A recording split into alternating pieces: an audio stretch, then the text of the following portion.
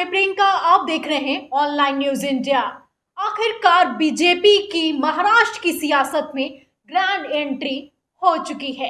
जी हाँ, जो भारतीय जनता पार्टी कल तक कह रही थी कि जो भी हो रहा है महाराष्ट्र में, जो भी शिवसेना में हो रहा है, वो उनका अंदरूनी मामला है, इससे हमारा कुछ लेना देना नहीं है, वो बीजेपी आज कह रही है कि भारतीय जनता पार्टी 2 से 3 दिन तक ही विपक्ष में बैठेगी, यानी कि जल्द ही महाराष्ट्र में बीजेपी की सरकार बनने वाली है। जी हाँ, बड़ा बयान सामने आया है, बड़ा दावा सामने आया है। एनडीटीवी की खबर सामने आई है कि केंद्रीय मंत्री ने दिया महाराष्ट्र में सत्ता बदलने का संकेत। बीजेपी ने नेता बोले, अभी 2-3 दिन विपक्ष में हूं। तो ये कहना है बीजेपी के केंद्रीय मंत्री राव साहब दानवे का। उनका कहना है कि 2 ही 3 दिन हम विपक्ष में हैं, यानी कि जल्द ही महाराष्ट्र में बीजेपी की सरकार बनने वाली है। आप जानते हैं कि कैसे करोड़ों का पैसा बहाया जा रहा है और ये करोड़ों का पैसा कहां से आ रहा है, ये भी आप समझते हैं। और इन सब के बीच केंद्रीय मंत्री का बयान बड़े मायने रखता है। उनका जो पूरा बयान है वो भी आपको बता देती हूँ। मंच से कहते हैं, केंद्रीय मंत्री का कहना है कि मैं केंद्र में मंत्री हूँ, भैया साहब राज्य में मंत्री हैं। यहाँ पर राजेश टोपे को वो संबोधित करते हुए कह रहे हैं, क्योंकि जब वो मंच से बोल रहे थे तो एनसीपी नेता राजेश टोपे सभा में बैठे हुए थे, तो वो मंच से कहते हैं कि मैं केंद्र में मंत्री हूँ, भैया साहब राज्य में मंत्री हैं। मुझे केंद्र में मंत्री बने 2.5 साल हो चुके हैं, लेकिन 14 साल से तुम मंत्री हो, इसलिए जल्दी काम पूरे कर लो वरना वक्त निकल जाएगा। यदि आप भविष्य में अवसर चाहते हैं तो आप इस पर विचार कर सकते हैं। मैं अभी भी 2-3 दिन और विपक्ष में बैठूंगा। तो यहाँ पर जिसे केंद्रीय मंत्री अवसर देने की बात कर रहे हैं और कह रहे हैं कि 2-3 दिन में काम खत्म कर लो, वो महाराष्ट्र के स्वास्थ्य मंत्री राजेश टोपे हैं। उनको खुले मन से बीजेपी में शामिल होने की सलाह देने वाले बीजेपी के केंद्रीय मंत्री हैं। और उसके साथ ही वो भी कह रहे हैं कि 2 से 3 दिन तक ही विपक्ष में हैं, जल्द ही सत्ता पर काबिज होने वाले हैं। आप समझ जाइए इसका मतलब क्या निकलता है। तो आप देख सकते हैं कि कैसे दिल की बात आखिरकार भारतीय जनता पार्टी के केंद्रीय मंत्री के जुबान पर आ ही गई है। कल कुछ और कह रहे थे और आज कुछ और कह रहे हैं। 2 दिन पहले क्या कह रहे थे वो भी आपको बता देती हूँ। 2 दिन पहले उनका कहना था कि फडणवीस के घर बैठक के बाद बोले दानवे,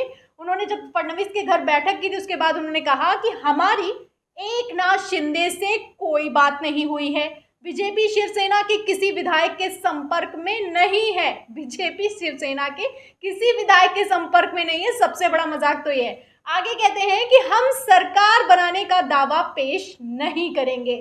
तो जो केंद्रीय मंत्री कह रहे थे, दानवे जी कह रहे थे 2 दिन पहले कि हम सरकार बनाने का दावा पेश नहीं करेंगे, वो आज इतना बड़ा दावा कर रहे हैं कि वो 2 से 3 दिन ही विपक्ष में बैठने वाले हैं महाराष्ट्र में।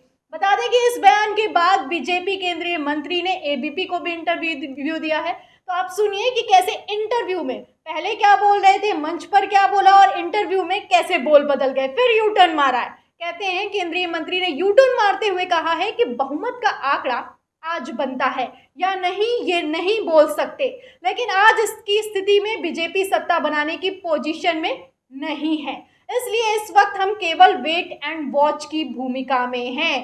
तो 3 बयान आ चुके हैं। पहले कहते हैं कि शिवसेना किसी भी तरीके से शिवसेना में जो चल रहा है वो हम नहीं जानते हैं, हम कोई दावा नहीं पेश करेंगे महाराष्ट्र में सरकार बनाने का। फिर उसके बाद कहते हैं कि 2-3 दिन ही विपक्ष में बैठेंगे, यानी कि बीजेपी सत्ता पर काबिज होने वाली है। तो वहीं इंटरव्यू में अलग बयान देते हैं कि वेट एंड वॉच की स्थिति में है, हम अभी सरकार बनाने की स्थिति में नहीं है।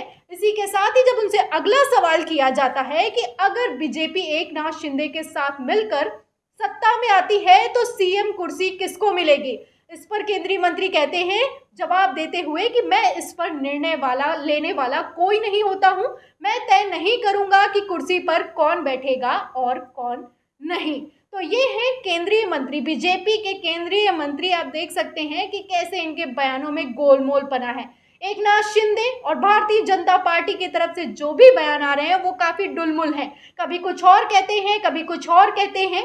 दबाव में तो शिवसेना है, लेकिन बयानों में जो बदला है, जो यू टर्न है, जो पलटी है, वो ये लोग मार रहे हैं। कभी एकनाथ शिंदे कहते हैं कि हमारे साथ महाशक्ति है, महापावर है, महाराष्ट्रीय पार्टी है, तो अगले बयान में कहते हैं कि कोई राष्ट्रीय पार्टी के संपर्क में नहीं हूं। इसके साथ ही कभी बीजेपी कहती है कि हम शिवसेना में जो भी हो रहा है, महाराष्ट्र में जो भी हो रहा है, उससे कोई लेना देना नहीं है। तो वहीं केंद्रीय मंत्री फिर कहते हैं कि हम जल्द ही सरकार बनाने वाले हैं, क्योंकि 2-3 दिन ही विपक्ष में बैठेंगे। तो इन बयानों से आप अंदाजा लगा सकते हैं कि ये कह क्या रहे हैं और कर क्या रहे हैं, और कैसे इनके दिल की बात जान भूले बिसरे इनके मुंह पर आ ही जा रही है। जैसा कि आप जानते हैं कि 2.5 साल पहले जब चुनाव हुए थे महाराष्ट्र में, तो सुबह सुबह शपथ दिला दी गई थी। देवेंद्र फडणवीस को तुरंत मुख्यमंत्री बना दिया गया था।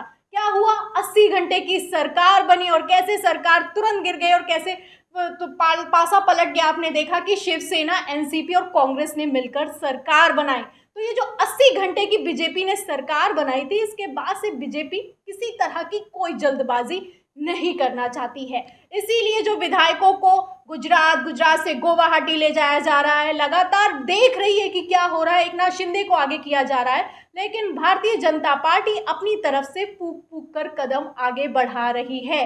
लेकिन इन सब के बीच चाहे जितना फूक फूक कर कदम आगे बढ़ाएं, जो केंद्रीय मंत्री हैं, जो सांसद हैं, जो विधायक हैं, उनके मुंह से तो बात निकल ही जा रही है। खबर तो ये भी सामने आई कि थी कि जब ये विधायक वडोदरा पहुंचे, गुजरात पहुंचे, तो वहां पर अमित शाह भी मौजूद थे। तो अमित शाह कैसे चाणक्य नीति चलाते हैं, कैसे ऑपरेशन लोटस चलाया जाता है, वो तो आप पहले भी देख चुके हैं।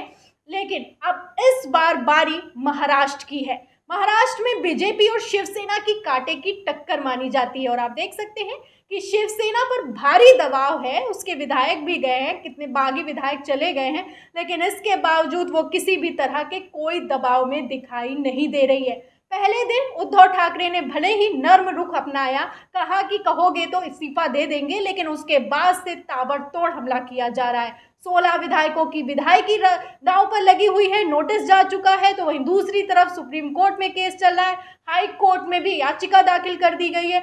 एक के बाद एक एक्शन लिए जा रहे हैं। कुल मिलाकर 180 से ज्यादा उद्धव ठाकरे की तरफ से आदेश पारित कर दिए गए हैं। तो आप देख सकते हैं कि कैसे शिवसेना पूरे एकनाथ शिंदे के गुट पर कैसे शिकंजा कस रही है। तो वहीं दूसरी तरफ बीजेपी भी डुलमुल रवैये में दिखाई दे रही है, कभी कुछ और कहती है, कभी कुछ और कहती है।